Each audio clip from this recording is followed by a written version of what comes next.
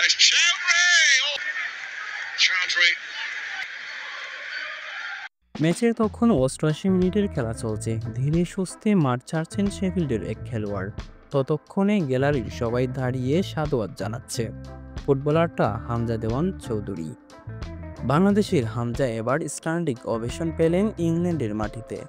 ঘরের মাঠে হামজার কল্যাণেই ম্যাচে ৩-১ গোলের জয় পেয়ে ইংলিশ চ্যাম্পিয়নশিপের পয়েন্ট টেবিলের শীর্ষে আপাতত শেফিল্ড ইউনাইটেড।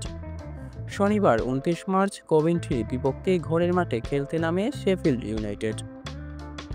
দিন কয়েক আগে প্রথমবারের মতো আন্তর্জাতিক ক্যারিয়ারে বাংলাদেশের হয়ে অভিষেক হওয়া হামজা চৌধুরী এদিন প্রথম একাদশে ছিলেন।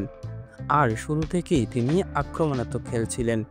তার কল্যাণেই ম্যাচে গোল না খেয়ে গোল করার দিকে বেশি মনোযোগ থাকে শেফিল্ডের, যার ফলও আসে দ্রুত। ম্যাচের ১৯ মিনিটে গুস্তাভোর গোলে এগিয়ে যায় শেফিল্ড। এরপর ৩০ মিনিটে আবারও গোলের দেখা পায় তারা। এবার গোল করে দলকে ২-০ গোলের লিড এনে দেন ক্যাম্পবেল। বিরতির আগে আর কোনো গোল না হলে ২-০ গোলে এগিয়ে থেকেই বিরতিতে যায় স্বাগতিকরা।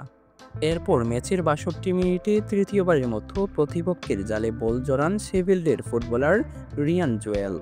ততক্ষণে ম্যাচে অনেকটাই জয় নিশ্চিত হয়ে যায় তাদের। তবে এর পরপরই প্রতিপক্ষের গোল বাড়ে শট করেন হামজা চৌধুরী। ভাগ্য সহায় হলে পেয়ে যেতেন গোলও, কিন্তু পুরো ম্যাচে হামজা যা করেছেন তা স্রেফ অবিশ্বাস্য। ৮৯ মিনিট মাঠে থেকে হামজা বল টাচ করেছেন ৪৮ বার। এর মধ্যে পাস দিয়েছেন ৩১টি, যার মধ্যে সফল পাস ছিল ২৫টি, অর্থাৎ ৮১% পাসই সঠিকভাবে দিয়েছিলেন তিনি। এর সঙ্গে সঠিকভাবে লং বল পাঠানো, ২টি ট্যাকেল, ১টি শট ব্লক, মোট ৪টি ইন্টারসেপশন কিংবা অন টার্গেটে শট।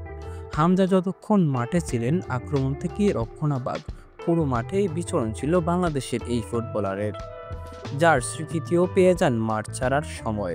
গ্যালারির দর্শকরা দাঁড়িয়ে থেকেই করতালির মাধ্যমে তাকে সম্মান জানান।